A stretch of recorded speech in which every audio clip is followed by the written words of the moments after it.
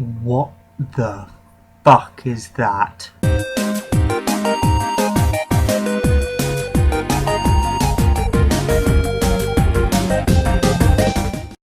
Hello and welcome back, guys and girls, to 2-Bit Gaming. It's me today, Will, and my god, what a day today.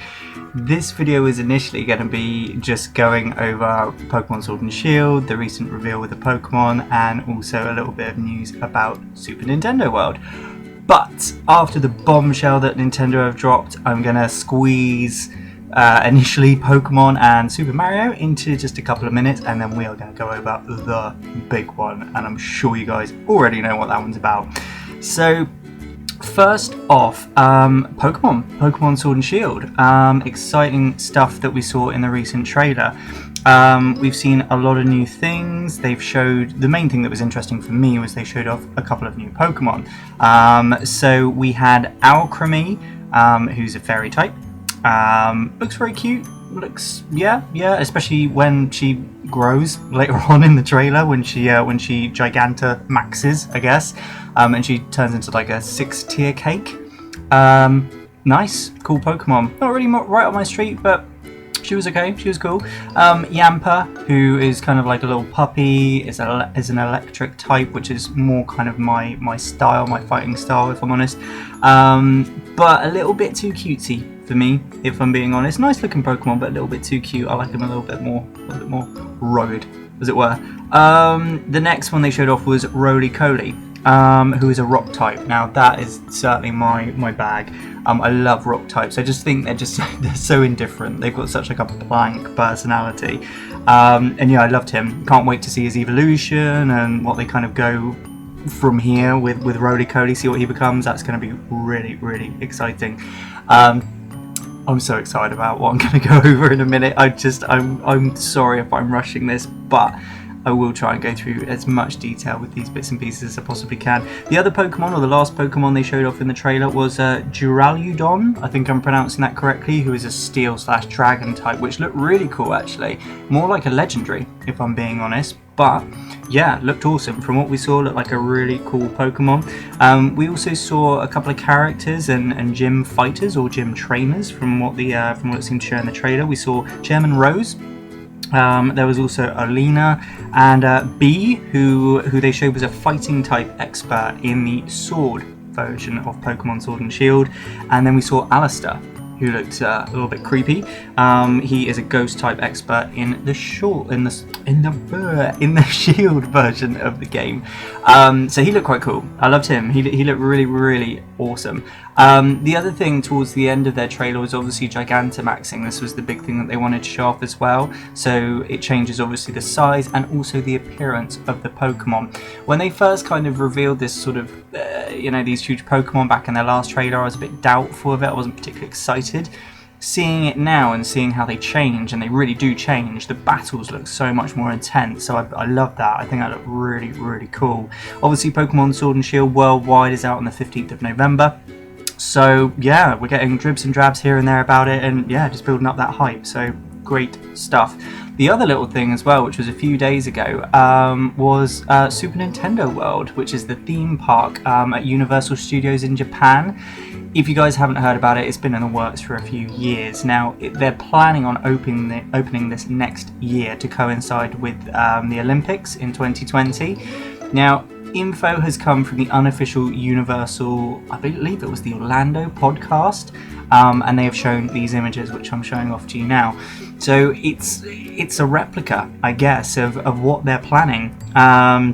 The actual images date back to 2016, so I'm imagining there's quite a few changes and adaptations of this now, but you can see that there appears to be like a Mario Kart circuit at the back. There's also a Toadstool Cafe, which I think is an awesome idea. Imagine the type of food and drinks they're going to do there, sort of Mario themed or Mario based stuff. So cool.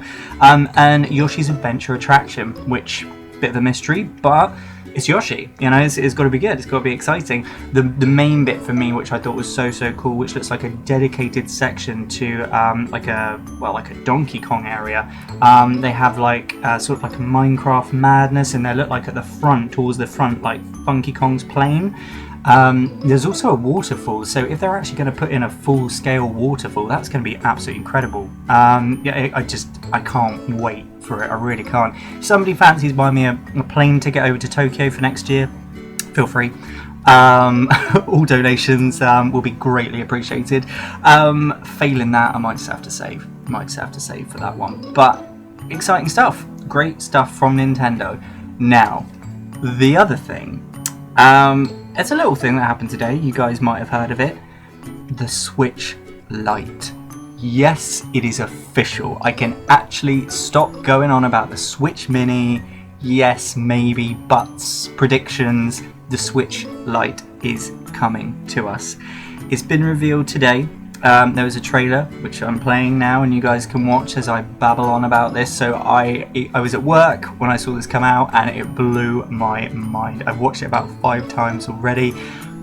Fantastic, absolutely. It's done. It's coming now. So I'm going to go through the actual video itself, goes through just sort of some basics, but I'm going to go through in a bit more detail what the Switch Lite is and what it entails. So first off, so with the kind of the Switch versus the Switch Lite, you can tell with the Switch Lite the left hand buttons that were sort of on a standard Switch have now been replaced with a D-pad. Nintendo have now said that they don't have any plans to change the original Switch's buttons to a D-pad, so that's still going to remain the same, but that is now a D-pad, which I like. I'm a big fan of a D-pad, so I'm happy with that. Comparisons between the two, the Switch is 4 inches high and 9.4 inches long with the Joy-Cons attached, whereas the Switch Lite is I believe 3.6 inches high and 8.2 inches long, so it is, as assumed, a scaled down version of a Switch. Gameplay modes. Now this is where I'm sure a lot of people are going to be disappointed, because everyone was saying yes, it's going to be this smaller Switch with a better screen and it was still going to work on the TV, but how is that going to be possible? The Switch, as we know, it has 3 modes. We've got your TV, your tabletop and your handheld mode. The Switch Lite only has handheld. They went on to say, and they did go over it several times in the trailer, that this is a dedicated handheld system. So it really is taking over from the 3DS, you know. So yeah, it can't connect to the TV, there's no kickstand, and there is no HD rumble or IR motion camera. So, I mean, I kind of knew that. I knew that that was kind of going to be coming in some respect. I didn't think it was going to be, as some people by the sounds of it did think it was going to be this upscale yet mini version.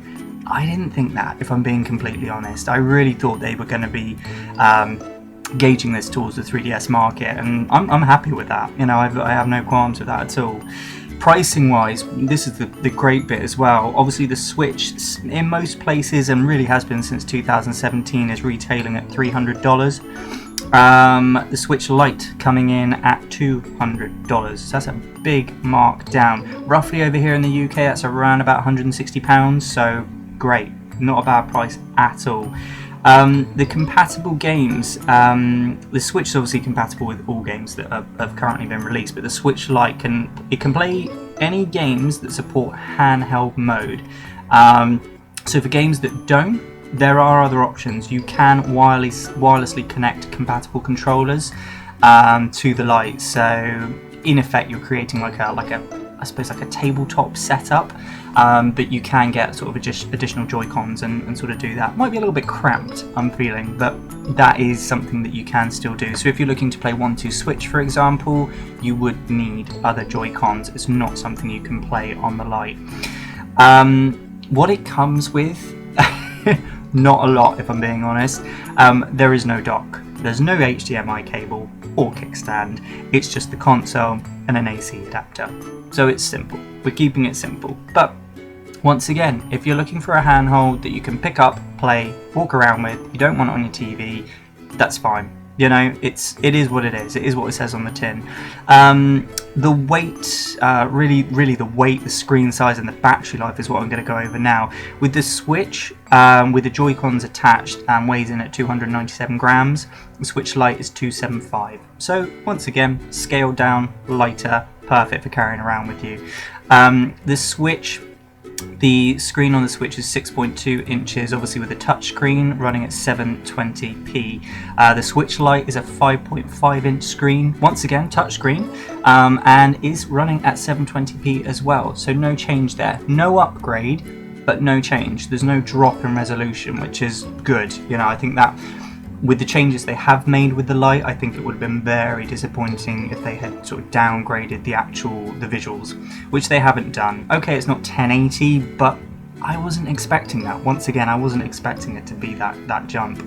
Battery life with the Switch, obviously we know, depending on what game you're playing, you're looking at about 2.5 to 6.5 hours. The Switch Lite, not a huge jump, but they have said between 3 and 7 hours, so we're looking around about kind of an hour's difference, half an hour, not a great deal, but that little bit extra is great, and the fact that they managed to get that into such a tiny little system is absolutely fantastic. As I say, with the trailer which you're watching now, they did go into a lot more detail. In regards to that, you could see people like playing the game out and about or down the skate park, and you know, and that's great. I think that's absolutely fantastic. I mean, Nintendo have also said that they will be in regards to kind of memory and save and that kind of thing, you will be able to do this between the Lite and the Switch original, so that's going to be something that's there from day one, so that's fantastic. A lot of people I found already on Twitter and other social media seem to be really stating a little bit disappointment, I think, with the Mini, saying that, you know, this wasn't what they wanted, and I don't know, there just seems to be this big backing for this mighty powerful Mini Switch. Personally, I'd never thought that was coming. In a way I predicted the reveal would be around about this time, about a month after E3, and this is what I wanted. Smaller, scaled down, more portable, and this device is completely gauged towards that portable market. We've got that now. We've got our replacement for the 3DS, so let's be happy with that. We've got our Switch original. You can play that at home. That's fantastic. My theory, next year we're looking at a Pro. They've got to get the Lite out of the way. They've got to give that time to grow as a market and as a system. So I think they're going to give that, you know, up until at least E3 of next year. Maybe from that point we will see a Pro or some kind of idea of a Pro being in the works, and from there we will have our family. You know, we'll have the monster of a Pro, we will have our original, and also our Lite version, which we can take wherever we want. And that is it really today, guys. A lot to cram into quite a short video, and I'll probably do more videos as there's more news, I guess now, not rumours, but news in regards to the Lite. So more that does come out, obviously I will be on top of that and letting you guys know as soon as I do. As per usual, if you have enjoyed today's video, which I really hope you have done, then obviously click that like button. If you haven't already subscribed, please feel free to do so. Myself and Josh will really appreciate it, and there's got to be some comments. I know you guys have got either very positive or probably some pretty negative things to say about this, so let me know. I want to hear good and bad. What do you think about everything that's been discussed today? And obviously we will get back to you as soon as we can. So as always, thank you so much for watching today, guys and girls, and whatever it is that you're doing today, have a lovely time. Take care.